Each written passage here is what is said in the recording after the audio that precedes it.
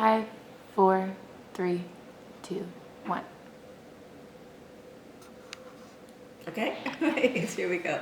Hi, my name is Nikki, and I am talking to you today about my book and why I wrote it and why I hope you'll want to buy it.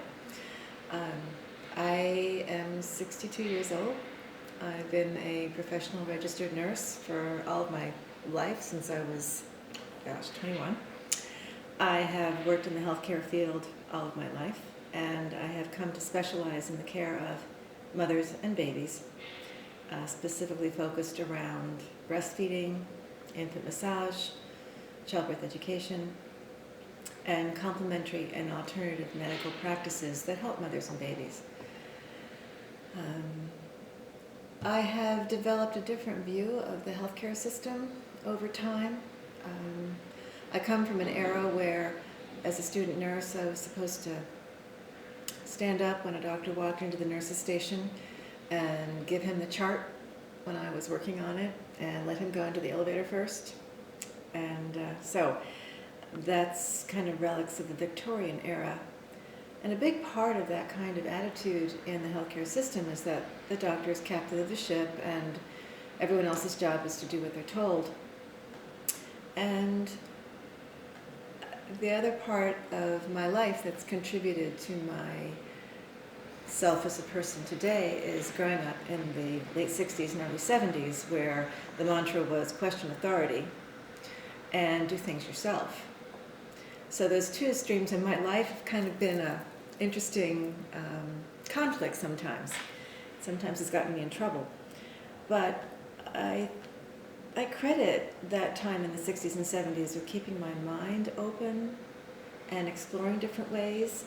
And what I saw in the healthcare system over my career is a lot of, I guess you might call it totalitarian conduct, where doctors would do things that wouldn't be helping their patients at all, but would be preserving the doctor's legal safety. And you might see that today in the high rates of cesarean section in our country, which is a national disgrace, I think, or certainly a national issue of concern to the healthcare industry, because it's so rampant nowadays. There's hospitals in my area where women have a 1 in 2 chance of cesarean section just by virtue of walking through the door in labor. So something clearly needs to be done, and what I would like to do is encourage you to figure out what you need to do for your own best health, because nobody cares about your health, really, except you. And today, most people have grown up doing what they're told, or when it comes to their healthcare decisions, they do what their insurance will pay for. And the insurance generally only covers things that are recognized by the medical profession. So it's kind of a limiting force in people's lives. So I want to present to you the other side. What are some of the other angles on care of your own self? When you make your own best choices, the chances are that you'll do better. And I'll give you an example. A very good friend of mine got pregnant, was very happy being pregnant, and at the end of her pregnancy was told by her healthcare team that she would need to come in and be induced because she had been pregnant for long enough. Well, she's a mathematician and a librarian. She's not a healthcare person, and she's going to these people for her care. But she didn't like what she was being told. She felt very distressed and unhappy with the idea of going into the hospital and having this procedure done to her. But she did it anyway, and the reason that she did it was she thought, well, I'm just a person. What do I know? These are the experts. They're telling me what I should do. I wouldn't want anything to happen to my baby. Well, I'm going to go do it anyway. But her heart was not in it. Her intention was not behind it. And the induction did not work. The baby went into distress, and my friend ended up having to have a cesarean section. And that led to a whole host of other problems because she got infected after the surgery and she wasn't in the best condition to be taking care of a new baby. And getting breastfeeding started was very difficult. But she persevered and she was able to establish a breastfeeding relationship. But there were a couple of side effects to her experience. One is that if you speak to my friend today about her birth experience, she'll tell you that it compares in her mind to having a burglary in her house or having her house burned down.